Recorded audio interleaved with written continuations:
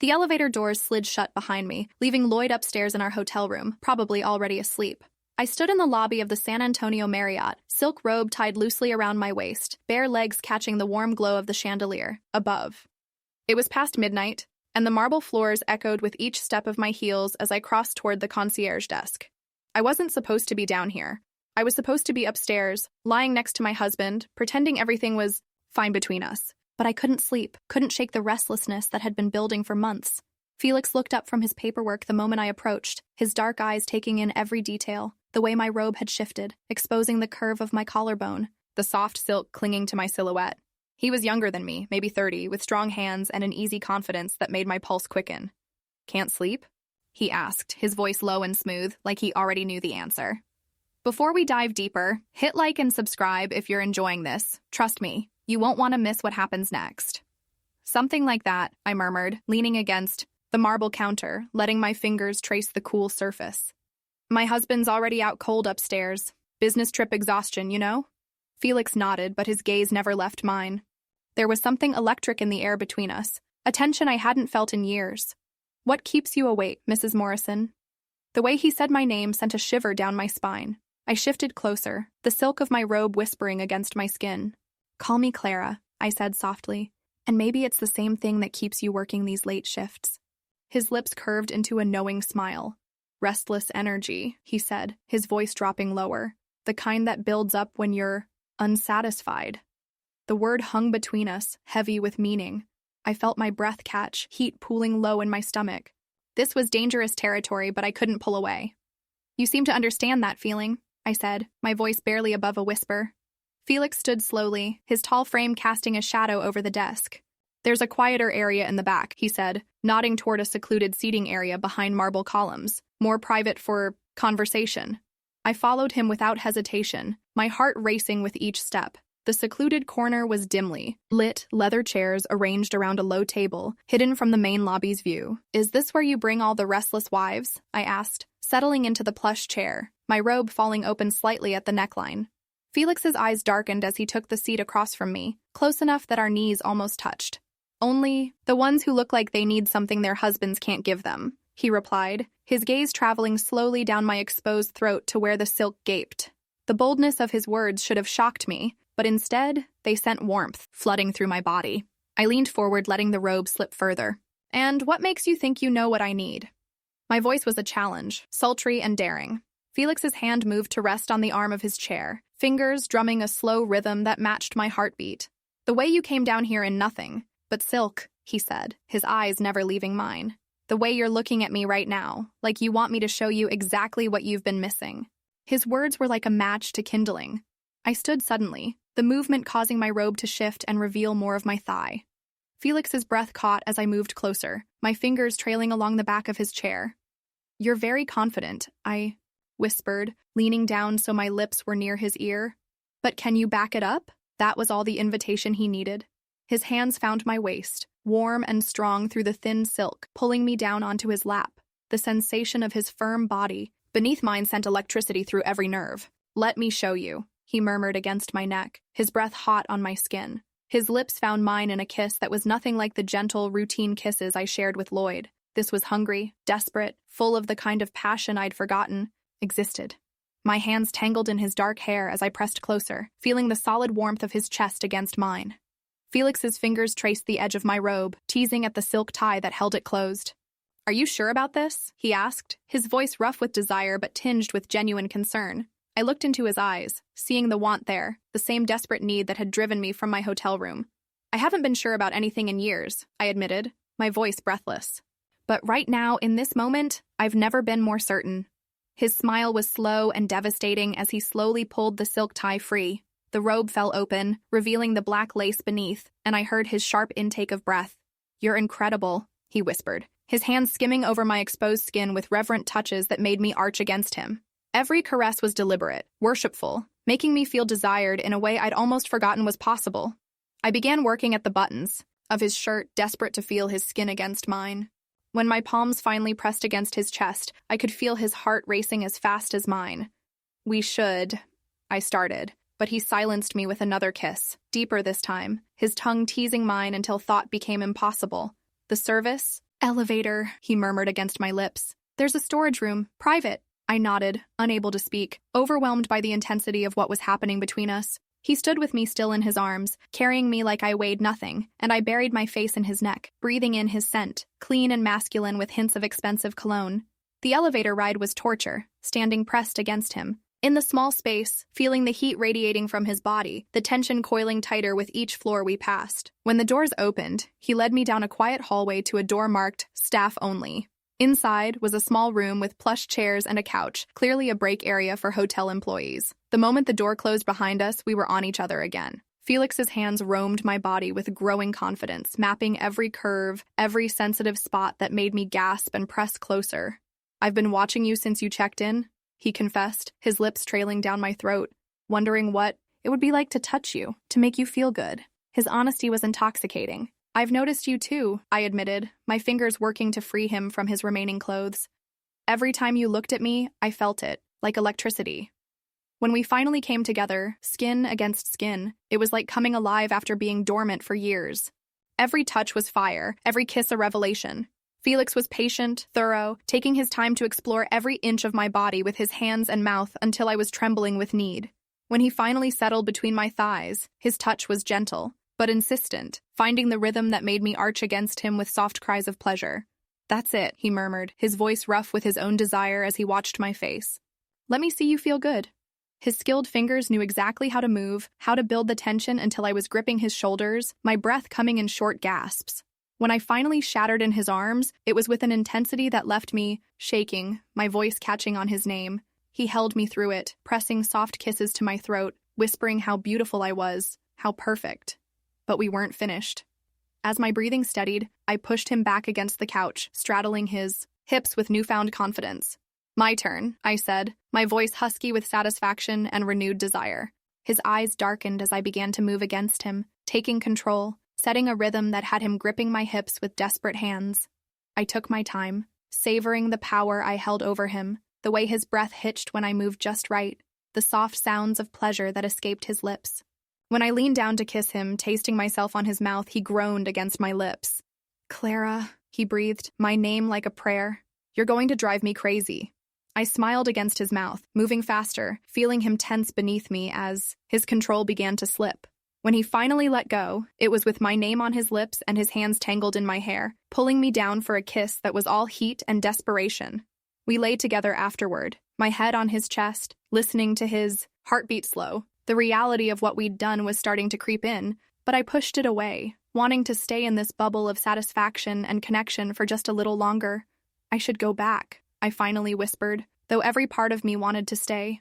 Felix's arms tightened around me briefly before he let me sit up. "I know," he said softly, helping me back into my robe with gentle hands. "But Clara, this doesn't have to be the only time." I looked at him, seeing the hope in his eyes, the same longing that was already building in my chest despite what we'd just shared. "I don't know," I said honestly. "This is complicated." He nodded, understanding but not hiding his disappointment. "I'll be here," he said simply, "whenever you need me." The elevator ride back to my floor felt like a journey between two different worlds. In one, I was Clara Morrison, respectable wife and business consultant, married for 15 years to a man who barely saw me anymore. In the other, I was a woman rediscovering her own desire, her own power. I slipped back into the hotel room to find Lloyd exactly as I'd left him, sprawled across the king-size bed, snoring softly. He didn't stir as I moved around the room, washing away the evidence of my encounter, slipping into a nightgown that suddenly felt restrictive after the freedom of Felix's touch. Lying in bed next to my husband, I stared at the ceiling, my body still humming with the memory of Felix's hands, his mouth, the way he'd looked at me like I was the only woman in the world. Lloyd shifted beside me, his hand falling across my waist in sleep, and I felt a pang of guilt mixed with an even stronger surge of resentment. When had we stopped looking at each other that way? When had passion become routine, excitement become obligation? I thought about the last time Lloyd had touched me with real desire, the last time he'd made me feel wanted rather than simply available, and came up empty. Sleep was impossible. Every time I closed my eyes, I was back in that room with Felix, feeling alive in a way I'd forgotten was possible. The hours crawled by until finally, mercifully, dawn began to creep through the hotel room curtains. Lloyd stirred as his phone alarm went off, reaching across me to silence it. "Morning," he mumbled, pressing a perfunctory kiss to my cheek before rolling out of bed and heading straight for the shower. No lingering touches, no awareness of my body beside his, no recognition of the woman he'd married. I lay there listening to the water run, thinking about Felix downstairs, wondering if he was thinking about me too. When Lloyd emerged from the bathroom, already dressed in his business suit, I was sitting by the window with coffee from the room's machine. "How'd you sleep?" he asked, adjusting his tie in the mirror without really looking at me. "Fine," I lied, watching him gather his papers and laptop. "Your presentation's at 10? He nodded absently, finally glancing my way. "Should be done by noon. Want to grab lunch before we head to the airport?" I nodded, playing the role of the dutiful wife, but my mind was elsewhere.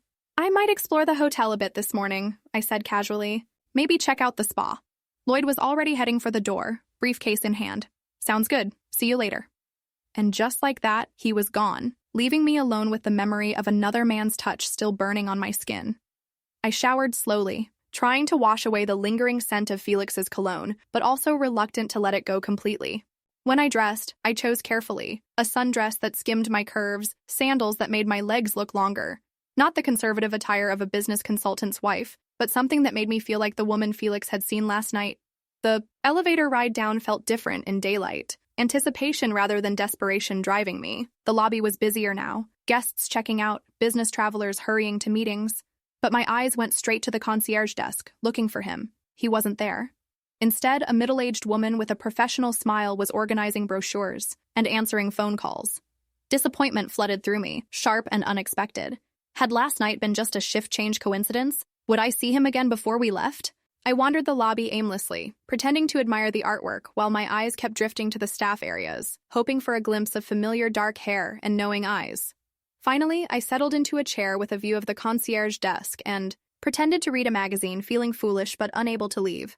"Mrs. Morrison?" The voice behind me made my heart skip. I turned to find Felix approaching, wearing a different shirt but the same confident smile that had undone me the night before. In daylight, he was even more attractive, tall and lean, with an easy grace that drew my eyes like a magnet. "I was hoping I might see you," he said, settling into the chair beside mine, with an intimacy that made my skin tingle. "How are you feeling this morning?"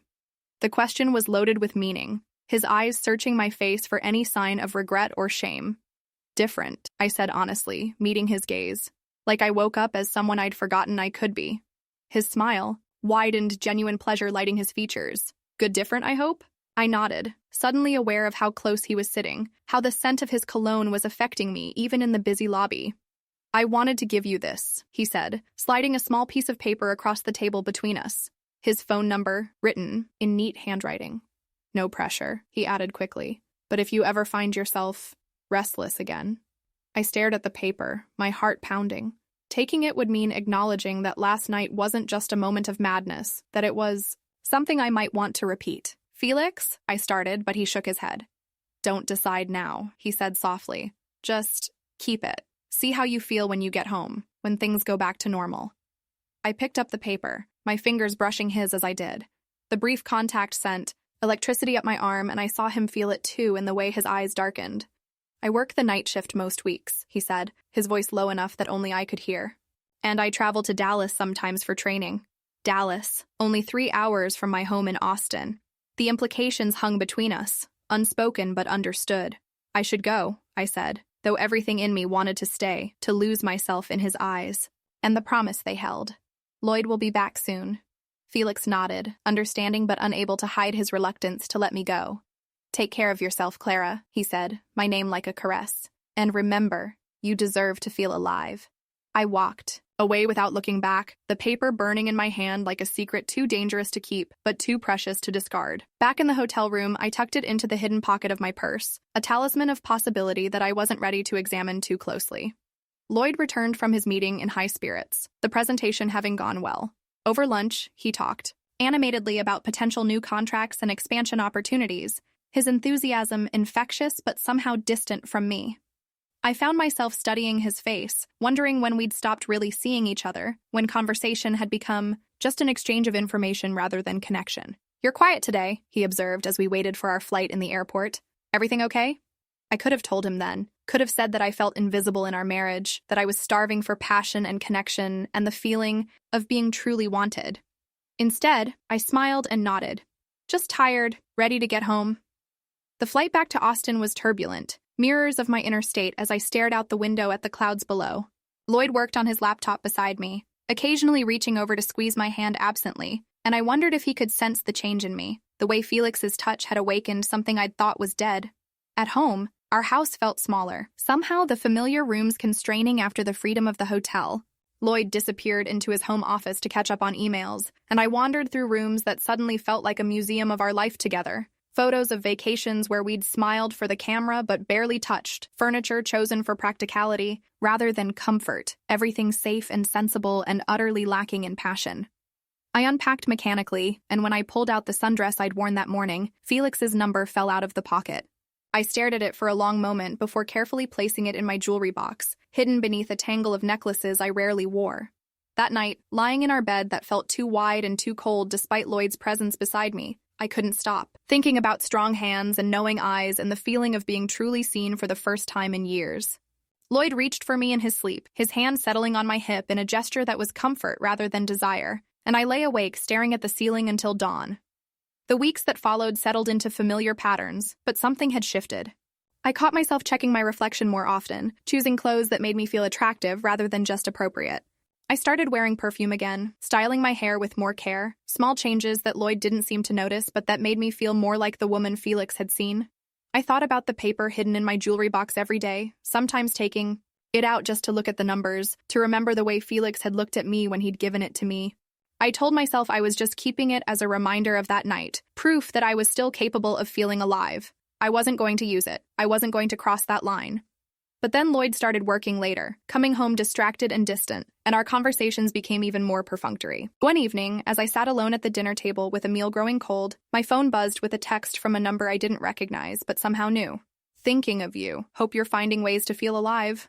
My hands shook as I stared at the message, my heart racing. Felix. Somehow he'd gotten my number, probably from the hotel registration. I should delete it, I told myself. Should block the number and pretend it never happened. Instead, I found myself typing back, "Some days are easier than others." His response came quickly. "I understand. The offer stands. Whenever you need to. Remember who you are." I stared at the words until they blurred, then quickly deleted the conversation and put my phone away. But the damage was done. The connection was reestablished, the possibility real again. What would you do if someone offered you a chance to feel truly alive again, even if it meant risking everything you'd built? Have you ever felt so invisible in your own life that you'd do anything to feel seen? Tell me in the comments. I read every single one and want to know your thoughts. And before you go, smash that like button, hit subscribe, and ring the notification bell because trust me, you won't want to miss what comes next. Thanks for watching, and I'll see you in the next story.